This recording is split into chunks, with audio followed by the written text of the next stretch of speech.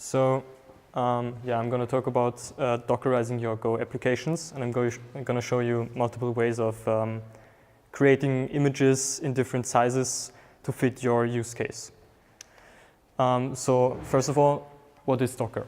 Docker allows us to create and maintain containers with our applications and all the dependencies and their environment in them. It also gives us another layer of abstraction in that we don't deploy the application itself, we deploy the container to where we want it to run. It also offers automation with automatically restarting containers and with stuff like Docker Compose, where we can up our entire stack with the database and everything. It's also portability and agility, meaning that you can run your containers on any OS that's supported by Docker. And the developers working on the project also don't need to have Go installed if they they don't have to have your database installed, all the dependencies. It's all in, or it can all be in the container. And mostly Docker is awesome. So the gopher and the whale, a match made in heaven. So Docker is written in Go, but that's not the only thing that makes them a match made in heaven. It also works in the opposite direction, meaning that you can also use Docker to develop your Go applications. So there are many images available for Go, and you can choose whatever you need. Like you can choose a Ubuntu-based one, a Debian-based one, an Alpine-based one, or you can use a Scratch image with nothing in it. Or if you want, you can even create your own. It allows you to deploy your applications quickly, and the Go compiler also has cross compilation, so you can compile for other operating systems, which makes it easier to create Scratch containers and overall just compile applications for the containers you're using your application in, so you don't have to compile in the container. You can compile on the host system and put the executable file into the container. Okay, so yeah, I'm going to show you some of the images I've prepared. So I hope you can read that. Whoops. Okay. So what I've prepared is I have a base application, basically, and it's nothing more than a web server, a very simple web server serving a Hello Vienna Go meetup. And first of all, we're going to run it just to see that everything works and how it looks. So,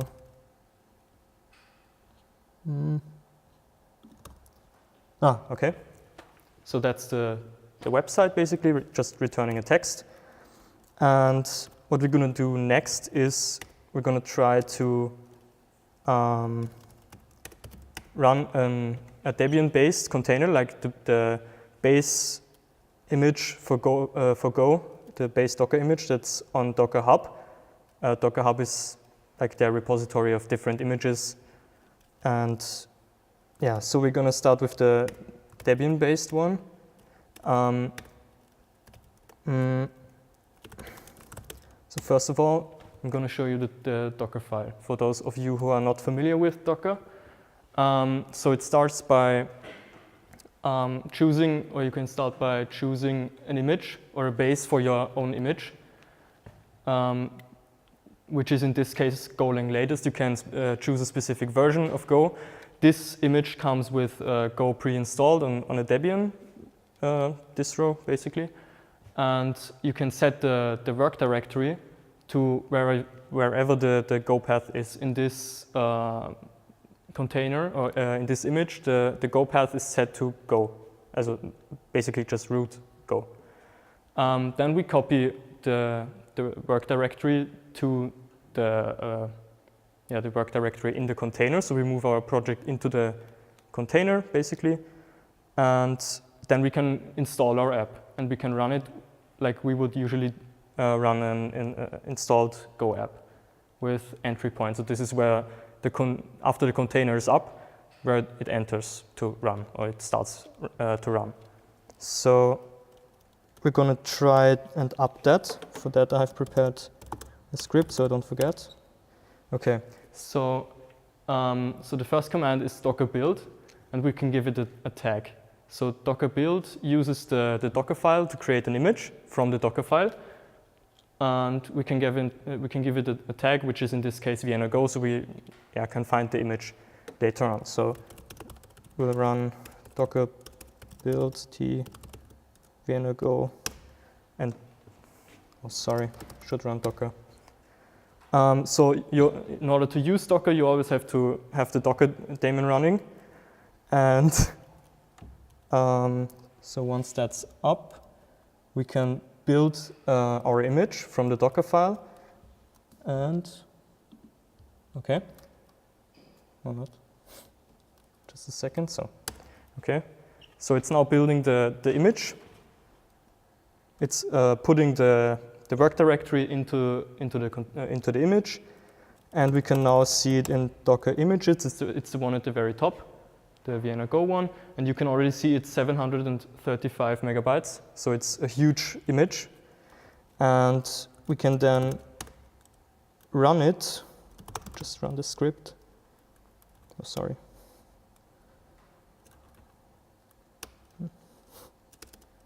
So. All right, so it's building the image, and then it's upping a container based on that image. What it should do. Okay, it tagged the image with latest, and the container is already running. And now it should work. Yeah, you can see the website loads again.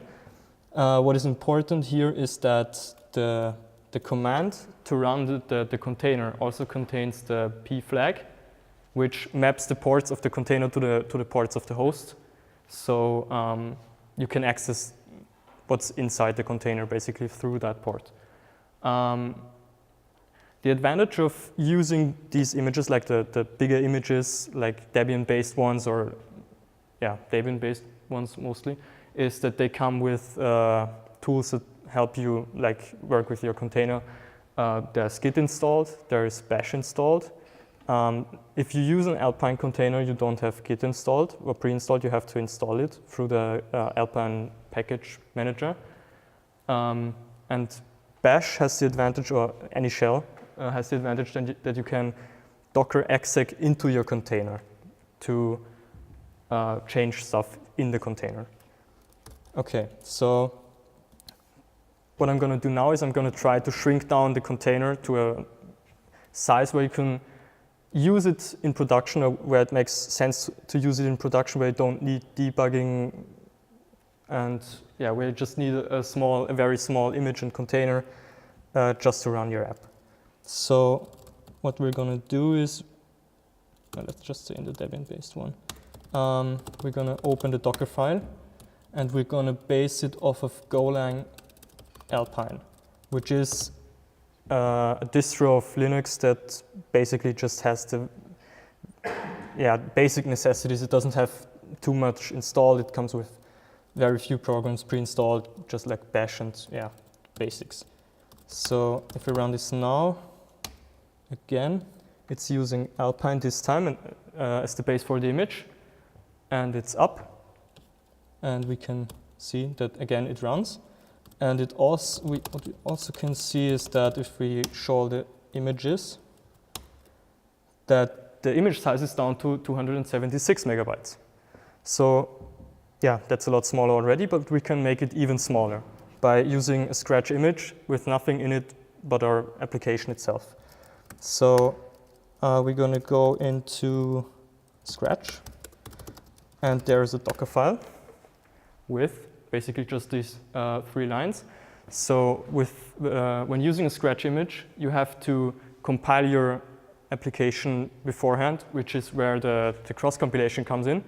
You compile for the container's operating system, basically, and then copy the executable into your root, and then you can run it with the cmd command, which is executed once the container is up. So we have to cross-compile it, which works like this. You give the compiler a bunch of flags and set an operating system to compile to.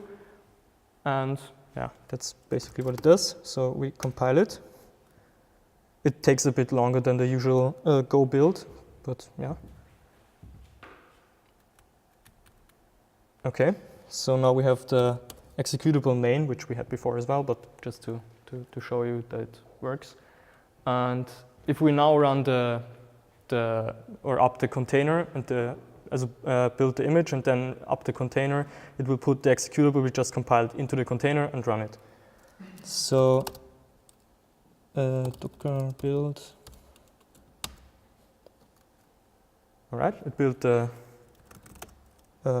image, and now we can docker run. All right, and it runs again, and we can now see that the size of the image is down to 6 megabytes. So I'd say that's something you can deploy in production. It's like not that much bigger than the actual executable itself, and yeah, you don't need much more or maybe you don't need much more in production because you can log, or you usually log in another container, you have your database in another container, and yeah. So the next step is that we actually have a whole stack that we use for our project. So in this case, we're going to use Docker Compose, which allows you to define a series of services that belong to your whole project and that all have their separate containers and that interact through networks or shared volumes. So yeah, let's start by checking out the Docker file, which is the Scratch Docker file in this case again. So then we have the Docker Compose file, which defines the services. So we start down here with the app itself. We have the build command basically that in this case uses the Docker file itself to compile our image. And the service depends on Postgres, the database, to be up before it starts. It binds the ports from the container to the host. And it also uses the Vienna GoNet network that is defined down here, which is also used by the database. So the applications can communicate through that network. There's also a volume defined for the database, which is where it stores its data. And for the database, we use a predefined image from Docker Hub, the Alpine image for Postgres. It binds the ports again, and we also copy an SQL file in there that's executed basically or put into the database at the beginning or when the container starts and the database is up. So we have our tables in the database. It mounts the Postgres volume to the data Postgres directory. And we can also set several environment variables to set the username for the database name, the password, and so on. So if we run this now, we will see that it won't work as far as I know, or it shouldn't work. Yeah. Okay. So we can then see the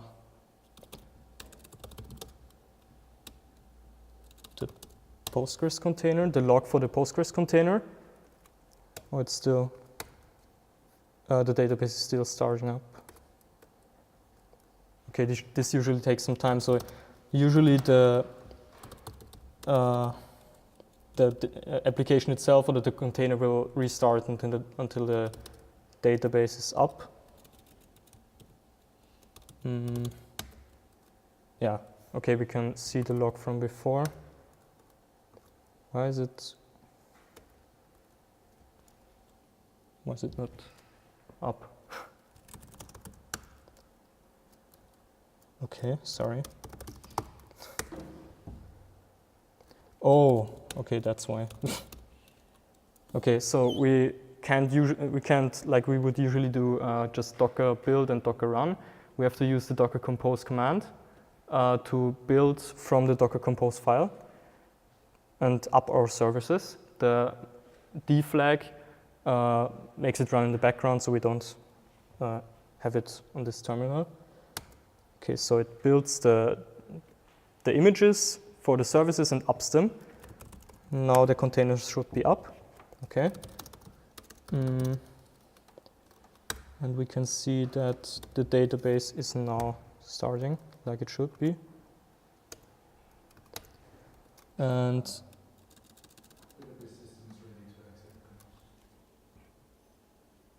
oh, okay, thanks. Yeah, okay, it's ready. So, but this should not work. Yeah. So the service or the app, the Go app reacts, but it doesn't give us the text we want because there's an important difference when using Docker Compose and using Docker networks because you don't, as I wrote down in the comment, you can't use or just use localhost. You can make it work that way, but it's actually easier to use the service name as the host, and then you can access other services through the ports defined in Docker Compose. So if we now run this again and up the containers. Okay. Did I?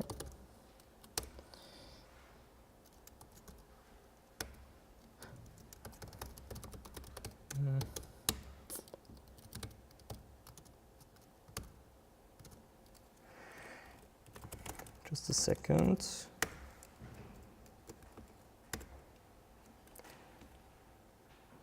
It never works as it should. Okay, but what it should do is but we can actually access the log and see why it doesn't work. Okay, it doesn't get a connection to the database. Why?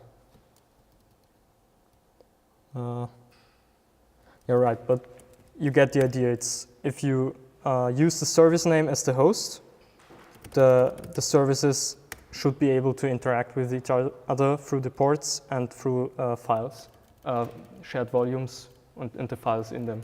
So yeah, I'm just going to continue with the presentation. Okay, so you can do even more with the shared volumes and the ports. You can use a container or an image to have your logging